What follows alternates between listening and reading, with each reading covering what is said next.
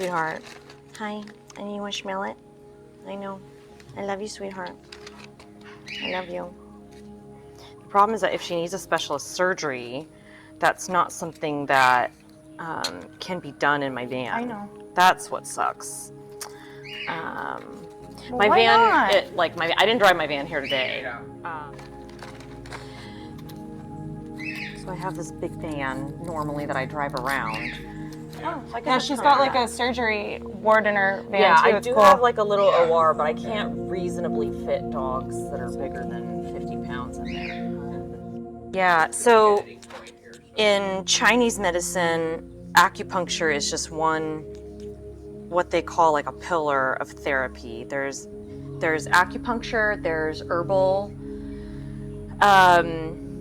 which we were kind of talking about with like, you know, is she on any Chinese herbs? She used to be on a couple of Chinese herbs, and we'll probably put her back on at least one. There's food therapy, and then there's Cui Na, which is, you can kind of think of it like canine chiropractic, you know, or pressure point therapy, but like that's Cui Na, and that's kind of a whole nother thing that I'm not trained in. I'm trained in acupuncture, a little bit of food therapy, and some herbal medicine as well. And even within the category of acupuncture, there is dry needling, which is just a regular needle with nothing, just a needle, not just a needle. Needles are still very powerful. Yes, exactly. So there's dry needling, there's aquapuncture. So sometimes I do aquapuncture, which means injecting either saline or a little B12, depending if I want to warm them or cool them on that particular spot. And then there's pneumo acupuncture, which is injecting air under the skin, which I know sounds really crazy, but that is another modality of acupuncture. And then there's electroacupuncture. So not all acupuncturists will do like all of those types of acupuncture, but for orthopedic disease, I have found the hands down like best results with electroacupuncture. So in Chinese medicine, one of the major concepts of like how, you know, I see Whisper's body from like a Chinese perspective, it's literally like I take my glasses on and off when I'm like trying to think about things from a traditional Chinese veterinary medicine perspective, because it's so different from, you know, my Western training. But she has all these meridians and like channels, like highways, all up and down her body, from her toes to her head, from her head to her toes, from her head back here, from back here down to her toes back here. And all of these channels, I work on the like main 14 channels that correspond to different organ systems. And depending on what organ system I think there is a obstruction of qi flow or a problem in, then that's how I kind of pick my meridian and my channel. And the idea is that every animal has, you know, qi, and that's like their life force, right? I'm sure you've heard a little bit about this, you know, yin, yang, qi. And for her qi, when qi is not flowing as it should, because qi should constantly be flowing. And in Chinese medicine, like all of her organs should constantly be like cycling in a system and in balance. And where there is pain, there is what's called qi stagnation. So we have to get the qi flowing. So basically like a traffic stop, like a traffic jam on one of these highways. Okay. So part of my goal for today is to get the qi flowing and get the traffic jam unjammed, so to speak. And the needles that I'm using are very, very, very, very thin. Like, she's really sensitive. Thinner than a vaccine, thinner than,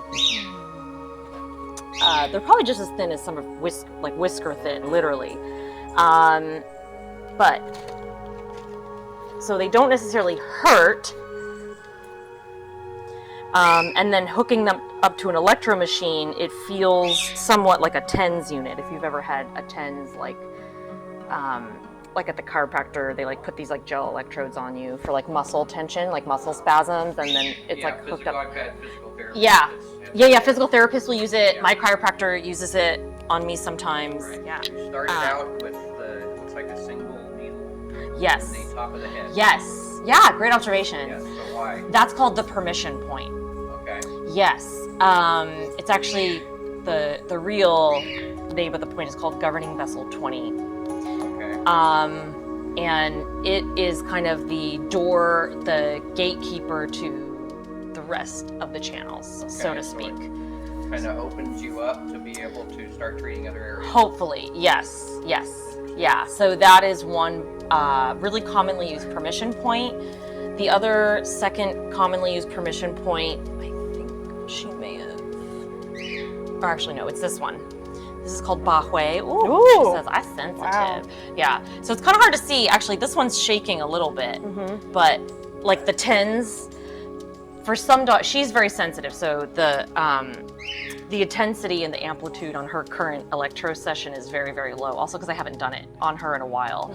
But with regular acupuncture, a lot of times, get more intense. yes, it'll get more intense. And my job is to push the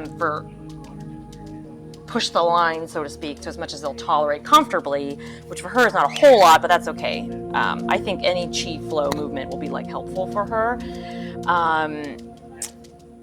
But yeah, you can see, like sometimes you can actually see their muscles like actually moving as a result of the electricity flowing through it. So it's on an automatic 15-minute timer. And what I do is, I will usually start with what's called a continual current, which is like for 15 minutes. And then if they will tolerate it, I will then repeat it with it's called a deep pulse wave current. Let me see, so F2 is 120. So instead of like, it'll be like,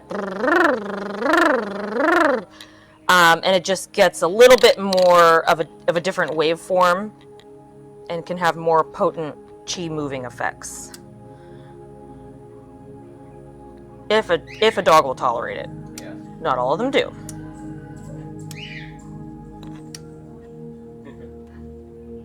So I'm just going to start her on a half and keep her there for just a few minutes, and then, because the other thing is you may know also from your physical therapy experience with TENS, you gotta get acclimated to it after a few minutes. So sometimes after just 2 to 3 minutes, you can try to turn it up just a little. Sometimes. Well, she said no last time, but we'll see. We'll keep her at a half for now. Let me make sure I wrote down. Okay. Okay, let's see. Right gallbladder 29, right gallbladder 30, right Lufeng, right stomach 36. Just before I forget. Right shin. 2, 3. But a lot of times they will take a nap. Yeah, they'll take a nap or they get very, very relaxed. Farting is very common. Get lots of relaxed farting, really gross. And I'm usually on the fart end of them. So that's a nice present. So, I mean, so for the like Whisper who does tolerate it and everything, do you see an immediate improvement? I do. I think most people within like 3 to 7 days will see. I see an improvement as soon as the needles come out, and the reason why is because that muscle gets so tight that the acupuncture allows it to loosen. And she actually has more mobility with that leg after these treatments. That is my personal experience with my dog. I would think that would be what the doctor would be hoping for, hoping to see as well, yeah. At least back then. So are you able to do acupuncture on any animal? I mean, I'm sure it's still puzzle some, but any species. Without immobilizing them. Yes, and actually immobilizing them will make acupuncture ineffective. So yeah, if it's to the point where you have to like sedate an animal to do it, like even like with Wiley, then it's not worth it at that point. But if they will tolerate it, And a lot of that is just like environmental. So acupuncture really is best done not in a busy clinic. I have several other friends who work at regular general practices who took the Chinese medicine course with me, and they're having a really hard time incorporating it in between like regular puppy appointments and then super sad medical workups and like all the craziness of like a regular clinic. So acupuncture really is like the best in a home environment or a place where and there's not that many of them, but okay, so she's actually holding pretty steady at 1 or 0.8 here. I'm just very slowly creep her up to what she will tolerate.